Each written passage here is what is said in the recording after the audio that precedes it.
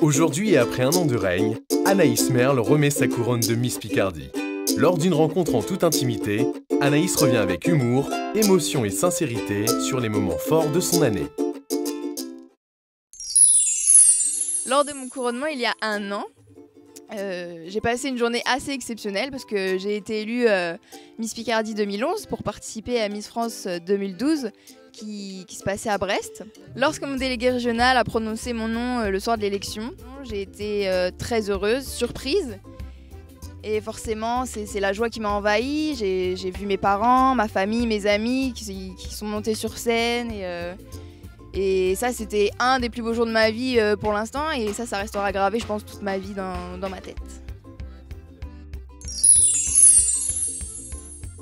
Oui, donc après mon élection de Miss Picardie 2011, j'ai le maire de ma ville de Cire-les-Mélos qui m'a invitée pour me faire citoyenne d'honneur de ma ville. Et ce fut donc un honneur de l'être, de voir des gens qui m'ont vu grandir depuis que je suis toute petite, ma famille, mes amis, des élus de la région, même des députés. Ça m'a donné beaucoup de force pour la suite parce que ça encourage forcément. On se dit qu'il y a du monde derrière nous, il y a du monde qui nous soutient et donc on a envie de bien faire, on a envie de réussir pour eux et ça encourage vraiment. Après Miss Picardie 2011 arrive Miss France 2012 et donc le premier jour où je suis arrivée à Paris, j'arrive dans un grand hôtel parisien et là j'aperçois les 32 autres candidates qui vont concourir avec moi au concours de Miss France 2012. Et là on se dit bon ça y est, l'aventure commence, l'aventure débute et c'est aujourd'hui qu'il faut se donner à fond. Pendant ces 2 semaines au Mexique, on a fait donc pas mal de photos pour la presse, pas mal de vidéos. Oui, c'est un rythme assez soutenu parce qu'il faut se lever tôt, on se couche tard, mais forcément on est dans un cadre idyllique, alors comment ça ne peut pas bien se passer? Après le Mexique, on est donc retourné en France, à Brest, le lieu d'élection de Miss France.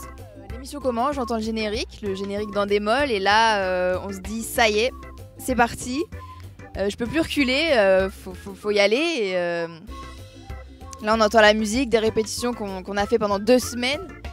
Et là, c'est le gros stress. Là, on se dit, faut pas que je tombe. Oui, déçue parce que je ne fais pas partie des 12 demi-finalistes. Mais je me dis, c'est pas grave, j'ai passé un mois extraordinaire. J'ai passé une aventure énorme. J'ai fait de très belles rencontres, j'ai grandi, j'ai évolué. Et je regrette pas.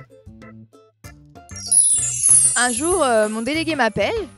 J'étais en train de me promener tranquillement avec ma mère et je reçois ce coup de fil et j'avais assez peur, je me disais mais qu'est-ce qu'il me veut, qu'est-ce que j'ai fait comme bêtise.